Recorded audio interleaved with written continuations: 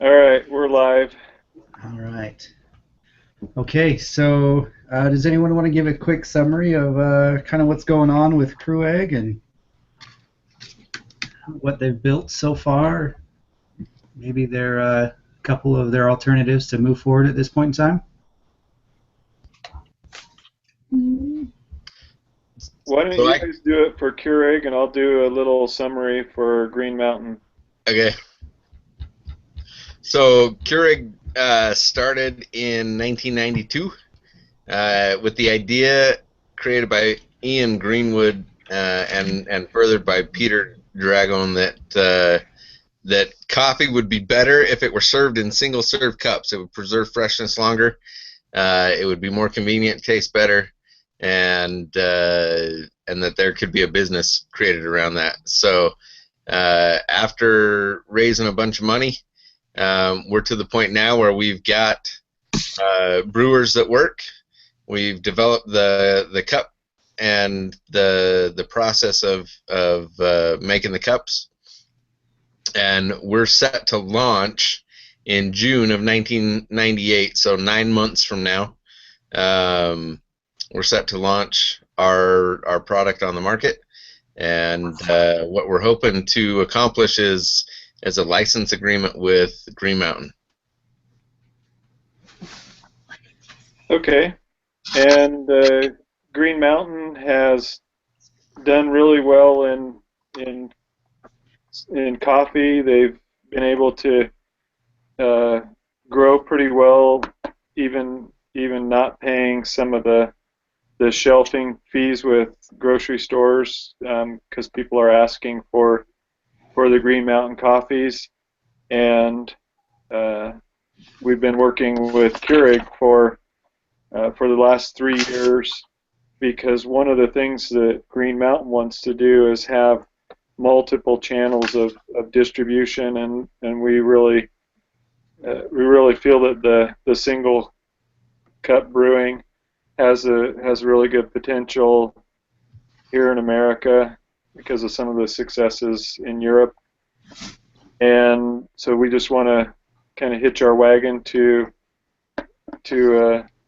a company that can put out a product that really allows a coffee producer like ourselves to have an additional channel. We just think that the more exposure to the Green Mountain coffee and the brands, um, the more people will buy it. So maybe if uh, somebody at work tries a K cup of Green Mountain coffee, then the next time they're in the grocery store buying, bags of coffee for their home coffee brewer, then they'll want to buy our product because they liked it at work. So we just see it as a really beneficial arrangement to work with Keurig and kind of be on the ground floor of this new product.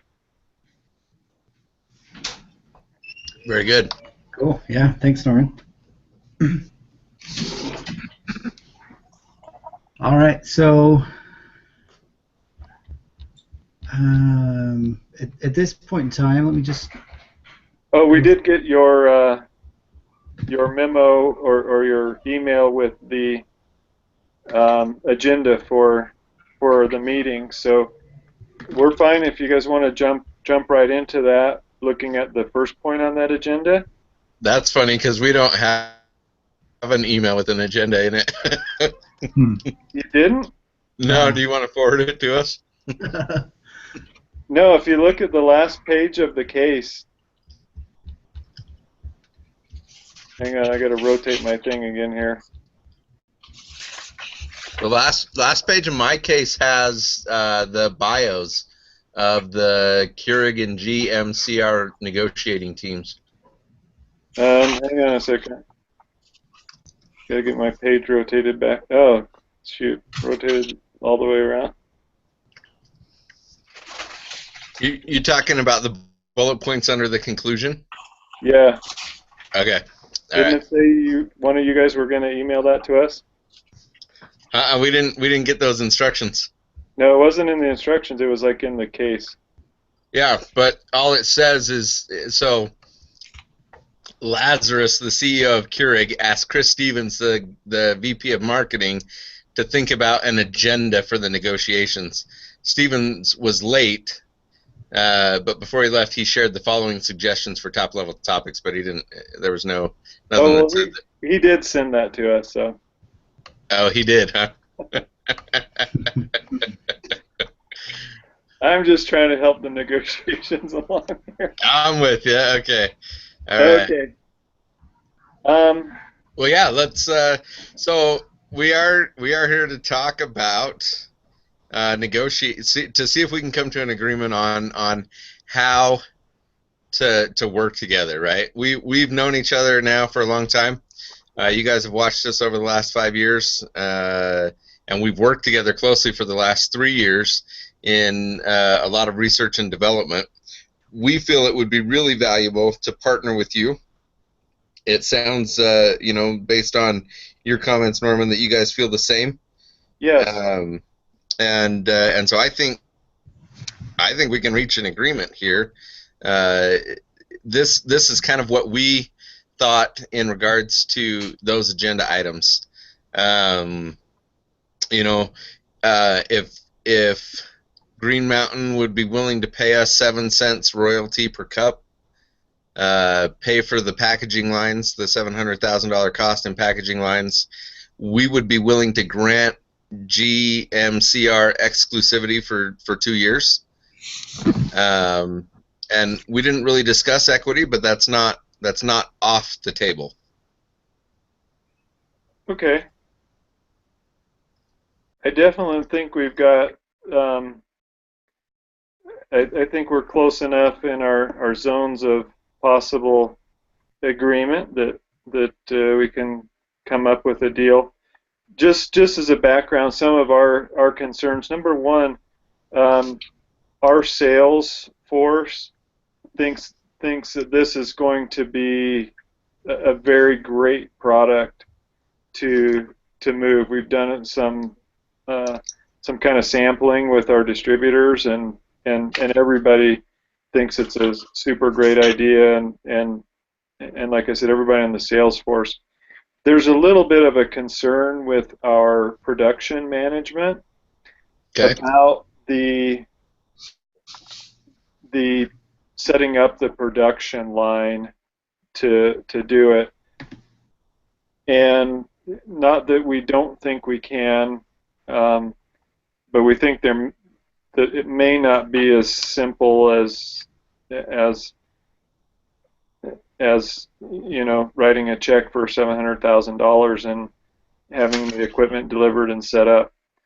The other concern that we had was that kind of extension of funds for an unproven product. It seems like we're putting a lot of our capital on the line for something that hasn't gone to market, hasn't been proven in the market yet. And so we would like a little help with that.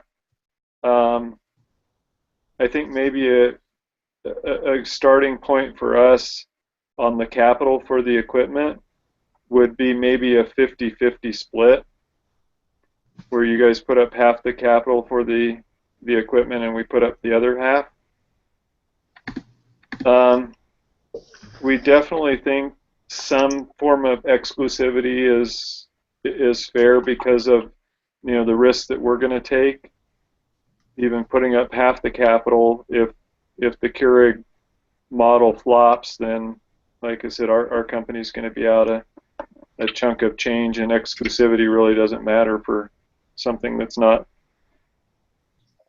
able to sell. So one of the things that we thought about was tying exclusivity into our level of investment in the equipment. And the way that would be addressed would be for every 5 cents, basically our depreciation on the equipment, for every 5 cents for every cup that we sell, we set aside we don't set aside 5 cents. 5 cents goes to recovering our capital investment. Once that capital investment is recouped, then we exclusivity.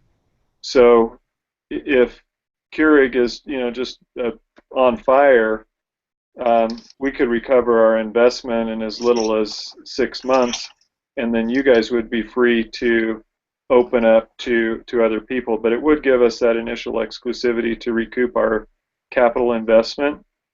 And if it was a slow seller, it could take 4 years to recoup our capital investment at 5 cents a cup. But we think it just gives us that little competitive advantage initially, that the K cups that are sold are exclusively for Keurig machines, are exclusively Green Mountain capital. We do think that maybe equity would be a good way to kind of tie in the two companies, that we all have an interest in helping this whole venture succeed and really take off. And so we're not sure what you're looking at as far as your company valuation, but we were kind of thinking along the lines of a real super minority shareholder position of about 5%. We're a little flexible on the royalty per cup. One of the things that we looked at was, what kind of royalties do typical franchises pay? And, for a McDonald's or a Subway or something like that. And it's typically somewhere in the range of 6 to 9% of revenues. So we're kind of good with that type of royalty range. So that would put us a range of 4 to 10% would be 2 cents to 5 cents per cup.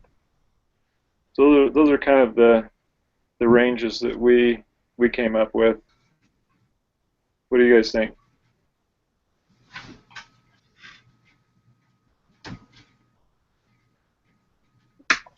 So, let me just rehash what I think you told us.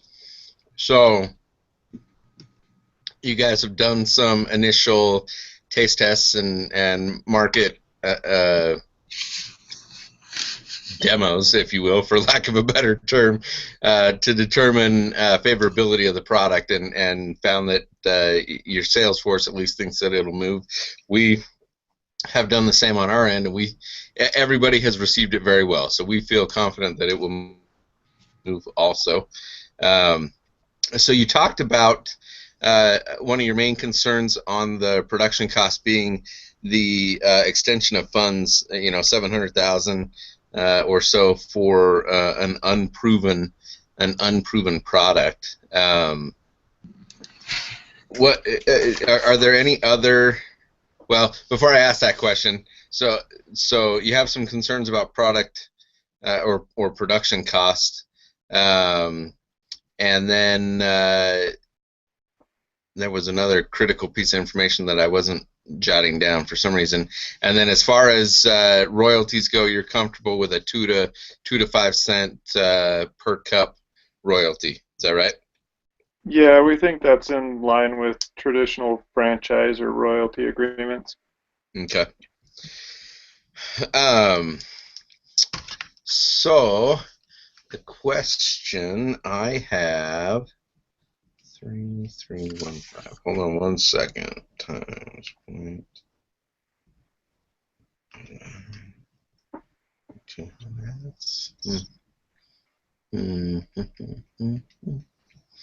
Exclusivity. Remind me what you were saying about exclusivity. The 2 points that I think we want with exclusivity is, because we're taking the risk being your initial licensee, and then the cost of the line and everything, the big thing we want to do before exclusivity runs out is recoup our capital investment in the line. So some type of arrangement that factors in the capital investment, recouping that capital investment before the exclusivity runs out, and then again, just the concept of exclusivity giving us the opportunity to get our brand out there with this product, the Keurig product. Okay.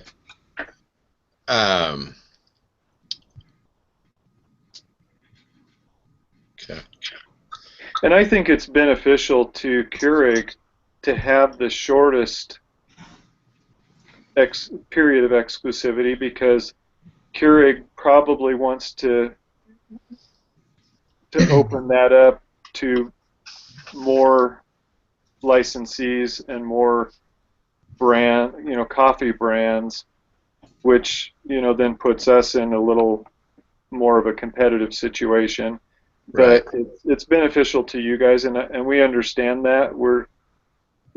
We want you guys to succeed as well, and we just want a little bit of a competitive advantage to start off with. So that's Okay.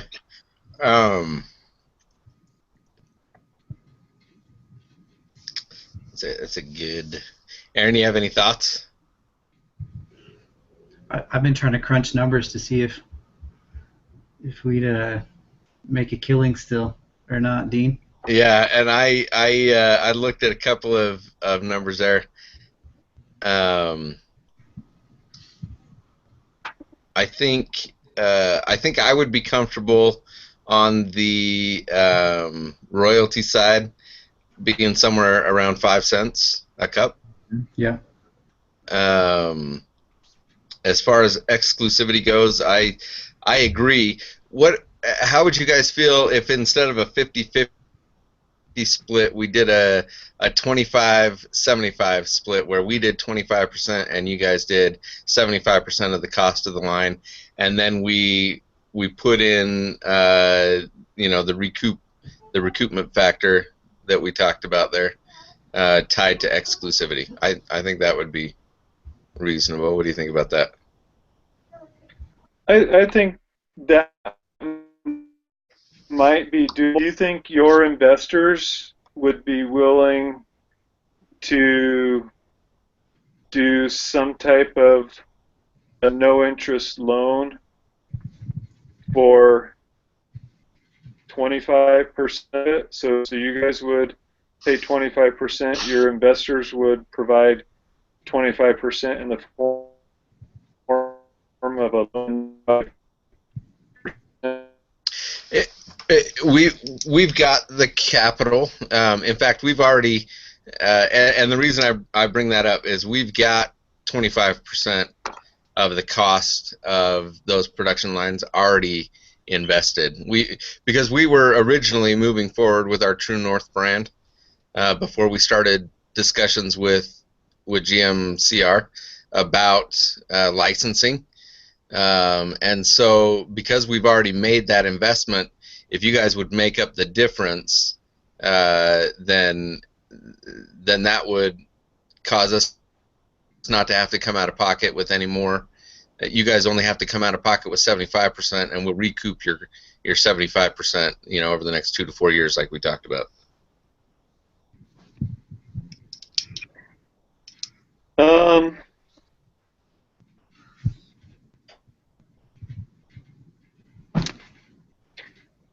What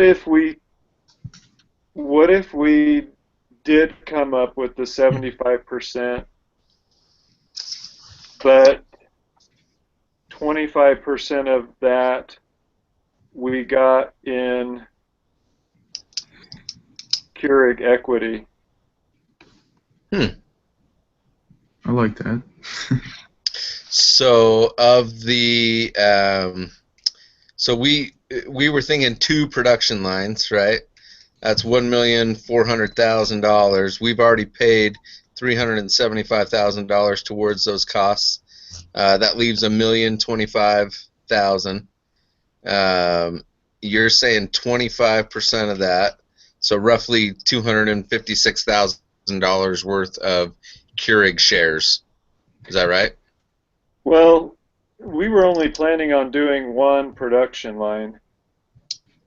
So we're just talking about 700,000. So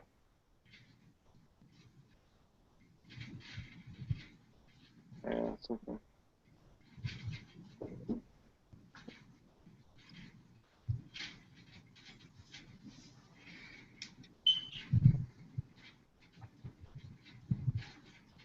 So basically, it would be you guys would towards that 700,000 line. You guys would put 175,000. Then we would get 175,000 in equity, but we would actually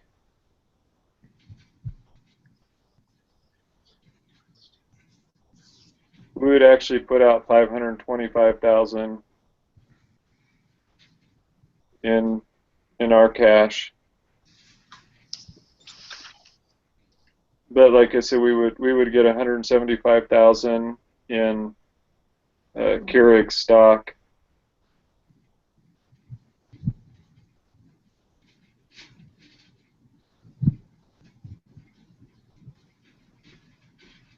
This is where we need a side room for Aaron and I to Yeah. talk about.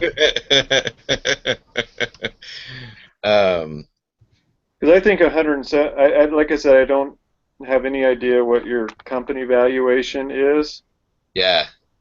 but I'm just guessing 175 is probably less than 1%. Right. So I kind of think we've really walked back on that quite a bit. So I think that's. Plus, we're still putting out the 75% of the cost for that $700,000 line. Okay.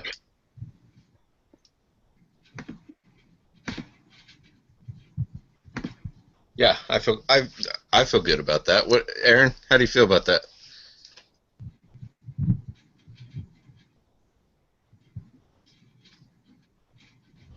Yeah. If our company was valuated around 13 million or 10 times our annual profit, that 175,000 in stock would be around 1.33%. So again, a minority shareholder there. I would be okay, Dean, to give that equity up. I agree. I like that deal. So you guys will pay 75% of the cost of setting up the production line. We'll pay 25% of the cost, and then of that 75% of the cost, we'll recoup that. And the recuperation of that is 25% in Keurig stock and 50%, or the other 75. No, what did we say? 50%, 25%.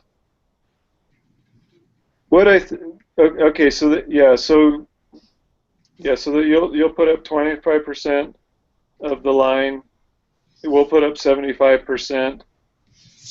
We'll get the 175,000 in stock. Okay, that's what I was thinking you were meaning.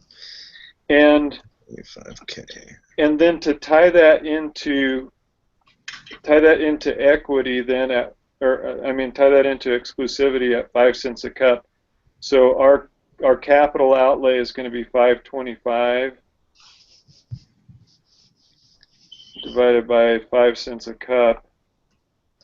So we're talking that once we've sold 10.5 million cups, then our exclusivity ends. Okay, so that'll be about 9 months, roughly. Yeah.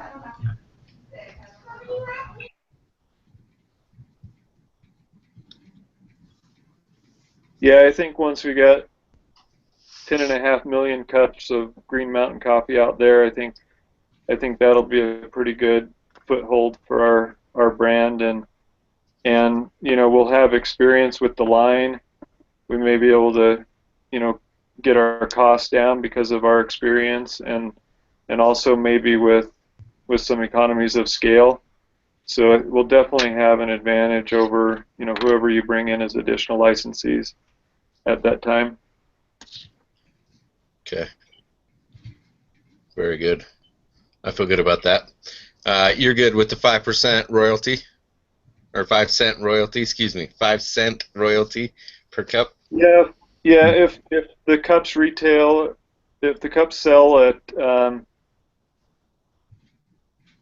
50 cents a cup, now are we gonna? Trying to think. So this is outside the negotiation, right? The 50 cents per cup is for the distributors. You guys are the roasters that will sell. So the business model, if you look in the case at Exhibit 3A, I think it is, right? Right. So we sell to you. You guys pay us a royalty, right? You turn around and sell the cups at 25 cents to the distributor. So you have the relationships with the distributors already, right? They're distributing your products in offices and you know, food service, whatever, blah blah blah, right? And so Right. you distribute the cups at 25 cents a cup to the distributor. They turn around and sell it to the office manager at 50 cents a cup.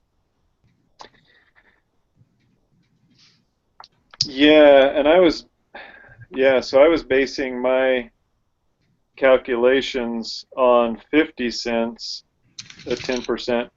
At 25 cents, that's 20% of our revenue. If it's 25 cents a cup.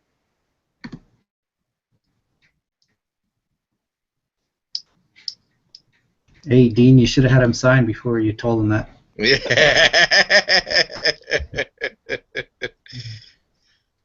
That's okay. We want to work together, right? We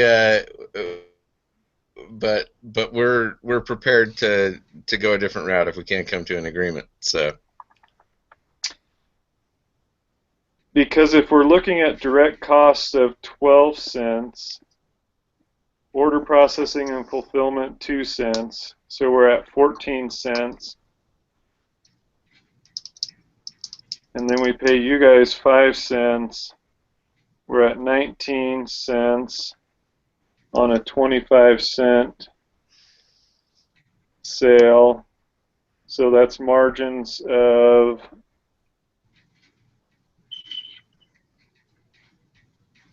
$19.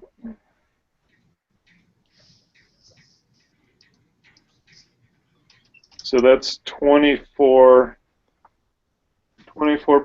margins.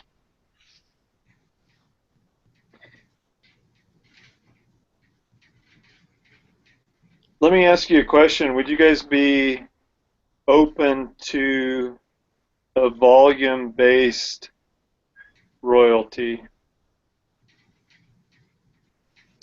so help us understand what that looks like.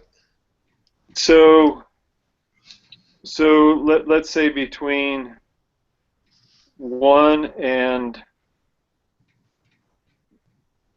just say on an annual basis, between 1 and 10 million cups, we pay the 5 cents. But for cups 10,000,001, we pay 4 cents. And let's say 50 million, so 10 million to 50 million,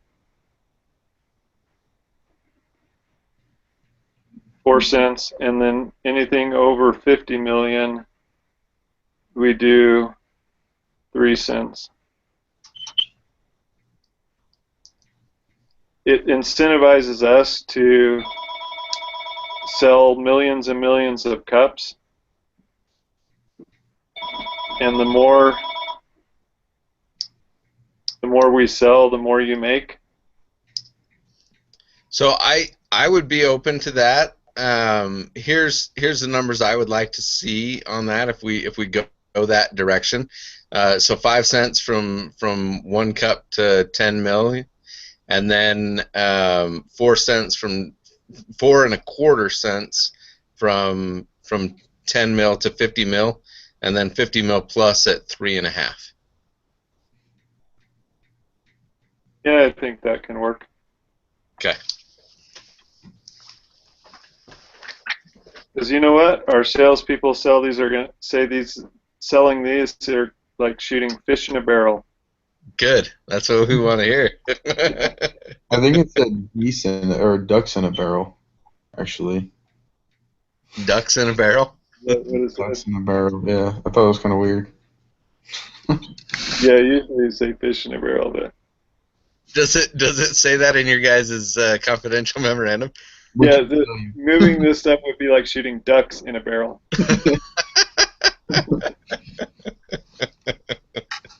Okay. sounds morbid. Yeah. It sounds messy. Okay, so we've talked about production costs. We've talked about exclusivity. We've talked about royalties. What else do we need to talk about? Anything? Do we want a typed up memorandum of our negotiation? And if yes, does it need to be turned in, or can we just? I've got it jotted down here, but something you want me to type up in a Word document real quick and send to everyone? Yeah, just a memorandum of understanding. Okay. All right. Well, And I'm then sure glad we're not the NHL. Yeah. Was that was a case study I did for one of these classes. That wasn't this class, though, was it? No, it's this week in the B483 class. That's what it was. The speed of trust class. Yeah. Yep. All right. Well, good working with you guys. I'm glad we could reach an agreement. I think this is going to be a great deal for everybody, and I agree. I think it's a good win-win. Yep, I agree. Yeah, I'll post the memorandum in the discussion board for this group. Does that work? Yeah, that's That works. awesome, man. Thank you. I'll put the link here. Cool. Well, thanks, guys. It's been Awesome. a Thanks, guys. great semester, huh? Yeah. Yeah. Hey, you guys have been an awesome group to work with. Thank you very much. Yeah. This is my last semester, so I will be leaving UIUI. Good luck, Dean. Congrats, man. Congrats. Thanks. Best of luck to everybody. If I can ever do anything for you, you got my email address at least. I think most of you might even have my cell number. If not, I'll shoot it out. So. Okay. Yeah, cool. All right. Take care, guys. Yeah, Bye. thanks, guys. See y'all later. See ya.